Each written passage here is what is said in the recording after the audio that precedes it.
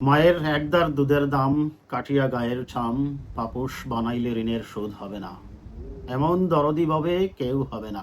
হ্যাঁ, মায়ের প্রতি শিল্পীর সেই যে সম্মান এবং শ্রদ্ধা এবং সেই যে বহুল জনপ্রিয় এবং প্রচারিত সেই গানটি নিশ্চয়ই আপনারা শুনেছেন দর্শক। আজ দেশে একটি মৃত্যুকে নিয়ে মানুষের মধ্যে আবেগ এবং কেউ বা দীক্ষার দিচ্ছেন, আবার কেউ বা বাস্তবতার কথাও বলছেন। আমরা একটু খুঁজে দেখার চেষ্টা করি আসলে বিষয়টা কি। বিশেষ করে আজকে যখন তার বুয়েট অধ্যাপক ছেলের পক্ষ থেকে যে বক্তব্যটা এসেছে এবং ব্যাখ্যাটা এসেছে কিছুক্ষণ আগে আমি দেখলাম প্রথম আলোতে, এই প্রায় 10-15 মিনিট আগে, এবং দেখেই আমি আসলে কথা বলতে বসছি। দর্শক, মায়ের প্রতি বাবার প্রতি সম্মান এবং শ্রদ্ধা পৃথিবীর প্রতিটি সন্তানেরই থাকবে, এটি খুব স্বাভাবিক।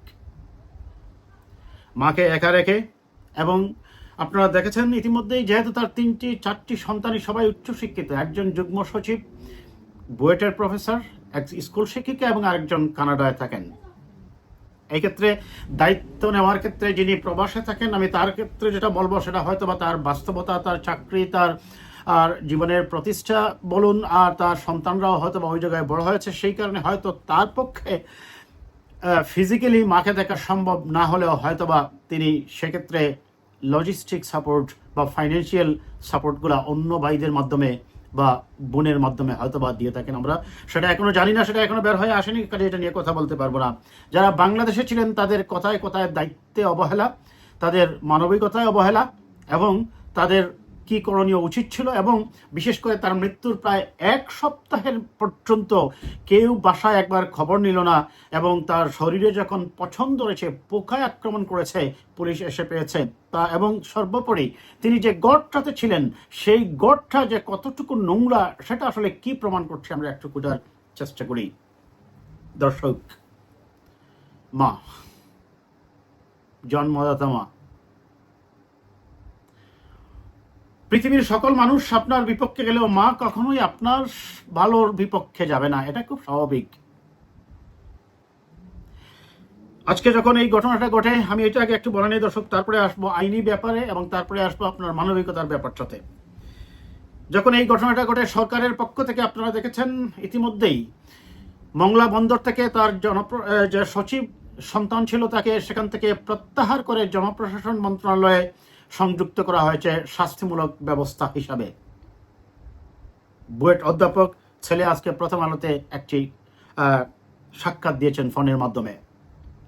বোন স্কুল শিক্ষিকা, সেই বোনের স্বামীও সম্ভবত 2011 সালে মারা যান, এবং তিনি খুব সঙ্গত কারণে সেই বোনের কোনো সন্তান সন্ততি না থাকার কারণে মায়ের সাথেই থাকতেন। আইন কি বলছে? বাংলাদেশের আইন অনুযায়ী 2013 সালের যে আপনার পিতামাতার ভরণ পোষণ আইন করে বিগত সরকার, সেখানে বলা হয় যে সন্তান সন্ততি তাদের ইনকামের একটি অংশ মা বাবার ভরণ পোষণের জন্য দিতে বাধ্য থাকবেন। এক, দ্বিতীয়ত হচ্ছে সেই 2023 সালে সেখানে আরেকটি আইন করা হয়, সেখানে যে যদি সন্তান সন্ততি তার বাবা মার ভরণ পোষণের দায়িত্ব না নেয়, তাহলে তার আর্থিক উৎস থেকে সরকার বা প্রশাসন কি করতে পারে, ব্যবস্থা নিতে পারে, এবং তাকে সর্বোচ্চ 3 মাস পর্যন্ত সাজাও নিশ্চিত করতে পারে। সেটি হলো আইনের ব্যাপার। এখন প্রথমে এই কেসটাতে যেটা করতে হবে, সেখানে আপনার হিউম্যান রাইটস অ্যাক্টে যেটা বলা আছে যে প্রত্যেক মানুষেরই তার আর অধিকার নিয়ে বেঁচে থাকার অধিকার আছে। আমি সিম্পলি যদি এটা বলি, আইনি ব্যাখ্যা এত জটিলভাবে না গিয়ে, এবং সেই স্বাধীনভাবে এবং অধিকার নিয়ে বেঁচে থাকার অধিকারে প্রথমেই প্রশ্ন আসবে, তার মৃত্যুর পর 999-এ ফোন করার পর পুলিশ এসে যে পরিস্থিতিতে এই রুমটা দেখেছে, এই রুমটা থেকে এটা স্পষ্টতই প্রমাণিত হচ্ছে যে সম্ভবত গত 1 বছরের মধ্যে সেই ঘরটা পরিষ্কার করা হয়নি। কেন করা হয়নি সেটার একটা ব্যাখ্যা আমাদের তার সন্তান বুয়েটের প্রফেসর দিয়েছেন, যে তার যে বোন তার সাথে থাকতেন, সেটা নাকি তার বোনও অনেকটা মানসিকভাবে ভেঙে পড়েছিলেন তার স্বামী না থাকার কারণে এবং তার সন্তান সন্ততি না থাকার কারণে। এক, দ্বিতীয়ত তিনি যেটা বলছেন যে তার মাও সেটা নাকি পছন্দ করতেন না অন্য লোককে দিয়ে সেটা পরিষ্কার করানোর ব্যাপারটা। সেটা কতটুকু সত্য মিথ্যা পুলিশি তদন্তেই বের হয়ে আসবে। তবে যেটাই হোক, রুম পরিষ্কার করতে তিনি যদি বাধা না দেন তাহলে ইয়েস, সেখানে সেই ক্ষেত্রে বলা যেতে পারে তার সাইকোলজিক্যাল ডিসঅর্ডার থাকতেই পারে। না, দ্য কোয়েশ্চন উইল রাইজ যে তাহলে তাকে কি ডাক্তার দেখানো হয়েছিল তার সেই সাইকোলজিক্যাল ম্যাটারগুলার কারণে? সেটা এখনো আমাদের কাছে অজানা রয়েছে দর্শক, না জেনে কোনো বিষয়ে কথা বলা যাবে না। দ্বিতীয়ত হচ্ছে, যদি তিনি সেটা হন, তার মানে তিনি তো নিজের সিদ্ধান্ত নিতে অক্ষম, তার শারীরিক এবং বয়সের অসক্ষমতার কারণে। তাহলে সেই ক্ষেত্রে অবশ্যই যে বোন তার সাথে থাকে তার উচিত ছিল রুমটা পরিষ্কার করানো, বা ভাইদেরও সেই ব্যাপারে যথাযথ পদক্ষেপ নেওয়া প্রয়োজন ছিল। মায়ের এই যে অবস্থা, এই অবস্থার যখন তিনি মৃত্যুবরণ করলেন, মৃত্যুর পর 1 সপ্তাহ পর্যন্ত হয়ে গেল কেউ খবর নিল না। 2টি ভাই এবং 1টি বোন কানাডায় যে থাকে, আমি আগেই বলছি, তার হয়তো ফিজিক্যাল ডিস্টেন্সের কারণে সে হয়তো অনেক সময় খবর নিতে পারবে না, ফোনেই সে খবর নিতে হবে। যারা সাথে থাকে বা ঢাকা শহরে থাকেন, তারা কেন ঈদের সময় এসে তার খবরটা নিলেন না? যদিও তার বুয়েট অধ্যাপক ছেলে বলছেন যে তারা নাকি ঈদের দিন খাবার তৈরি করে নিয়ে এসেছেন। কোয়েশ্চন রিমেইন, তাহলে তার তো শারীরিক অবস্থা তিনি পর্যবেক্ষণ করেছেন, তিনি কি কোনো ডাক্তার দেখানোর ব্যবস্থা করেছিলেন? আমি এই তদন্তের বিষয়গুলো বলছি দর্শক এই কারণেই, কারণ যেহেতু এটা অলরেডি আদালতে চলে গেছে এবং আদালতে সেটা তদন্ত করা হোক আগে, যে এই রুমটা কেন পরিষ্কার করা হয়নি। তিনি যে ব্যাখ্যা দিয়েছেন মায়ের সাইকোলজিক্যাল ডিসঅর্ডারের ব্যাপারটা, আমি মনে করি সেটা গ্রহণযোগ্য হবে না। অন্তত সেই ক্ষেত্রে তো তারা ভাই বোন মিলে সেই রুমটা পরিষ্কার করার প্রয়োজন ছিল, এবং এতে সুস্পষ্টতই প্রমাণিত হচ্ছে তাদের মায়ের প্রতি তাদের যে অবহেলা এবং দায়িত্বহীনতা।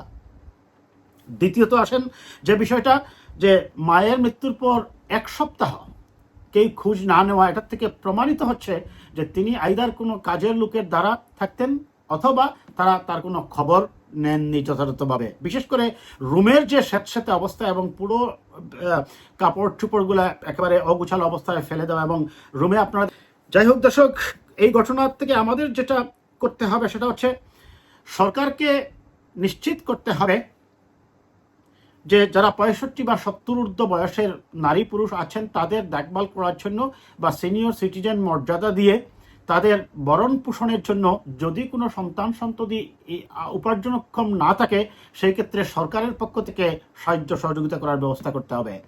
তবে এক্ষেত্রে অবশ্যই আপনি উন্নত বিশ্ব বা পশ্চিমা দুনিয়ার মতো এরকম কেয়ার হোমে বাবা মাকে নিয়ে রাখার বা সকল বৃদ্ধ বাবা মাকে এইভাবে রাখার মতো ক্যাপাসিটি সরকারের আছে কিনা বা ফাইন্যান্সিয়াল এবিলিটি আছে কিনা, আমাদের সেটাও বিবেচনায় রাখতে হবে। আর সেই ক্ষেত্রে সবচেয়ে বড় যে জিনিসটা কাজ করবে, সামাজিক দায়বদ্ধতা এবং সন্তান সন্ততির তাদের নিজের উপার্জনের একটা অংশই মূলত বাবা মায়ের ভরণ পোষণের জন্য দিতে হবে, যেটা আইন করা হয়েছে বাংলাদেশে, কিন্তু বাস্তবে সেটার প্রয়োগ দেখা যাচ্ছে না এবং আইনকে যথাযথভাবে প্রয়োগ করতে হবে।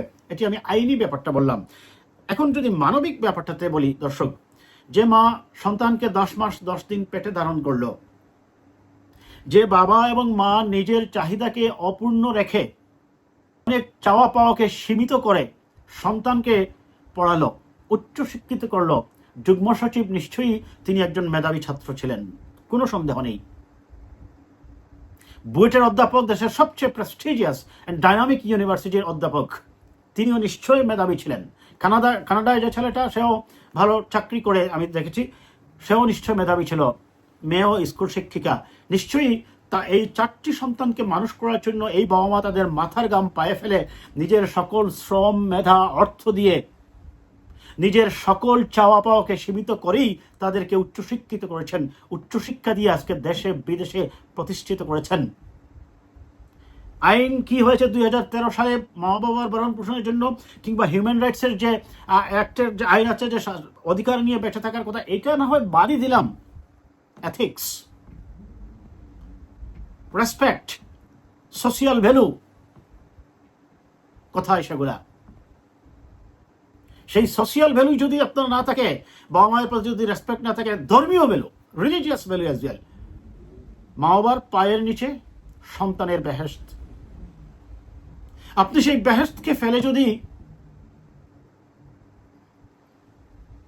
অন্য কাজে ব্যস্ত হন, আপনি যদি সেই বেহেশতকে ফেলে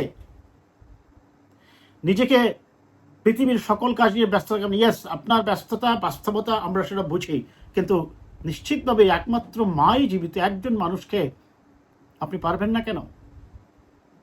একবার প্রশ্ন করুন তো, একজন মা এবং একজন বাবা যদি আপনাদের 4টি সন্তানকে সর্বোচ্চ ডিগ্রি দিতে পারে, গাইড করতে পারে, 4জন মা ভাই এবং বোন মিলে কেন একজন মাকে দেখতে পারবেন না?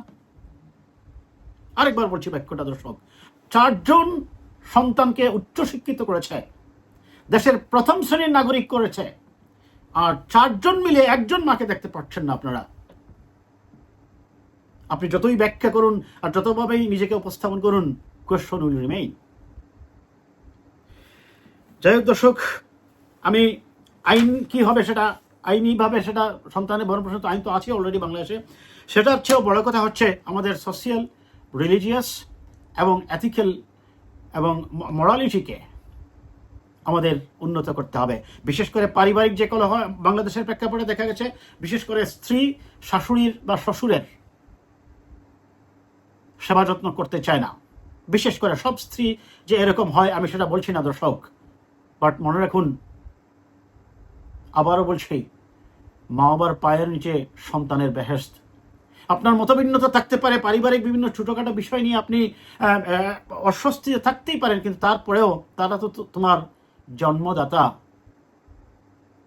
আপনি আপনার সন্তানের কথা চিন্তা করুন। আপনার সন্তানকে আপনি কোনো কিছু করার জন্য অক্সফোর্ডে বা কেমব্রিজে পাঠানোর জন্য আপনি কত ট্রাই করতেছেন। একদিন আপনার মা এবং আপনার বাবাও আপনাকে বুয়েটে পড়ানোর জন্য, ঢাকা বিশ্ববিদ্যালয়ে পড়ানোর জন্য, কিংবা মেডিকেলে পড়ানোর জন্য, কিংবা শাহজালাল বিশ্ববিদ্যালয়ে পড়ানোর জন্য অনেক পরিশ্রম করেছে, ত্যাগ করেছে, নিজের চাওয়া পাওয়াকে সীমিত করেছে। প্রশ্ন করুন বিবেককে, এই মা যদি মৃত্যুর পর 7 দিন তার মৃতদেহ ফ্লোরের মধ্যে পড়ে থাকে পোকায় ধরে, this is not acceptable. This is not acceptable under any circumstances, whatever expression you represent. আপনাকে মনে রাখতে হবে, দিন শেষে যত বড় ডিগ্রিধারী হন না কেন, মানবিকতা এবং নৈতিকতাই হচ্ছে সবচেয়ে বড় ডিগ্রি। আজ এ পর্যন্তই।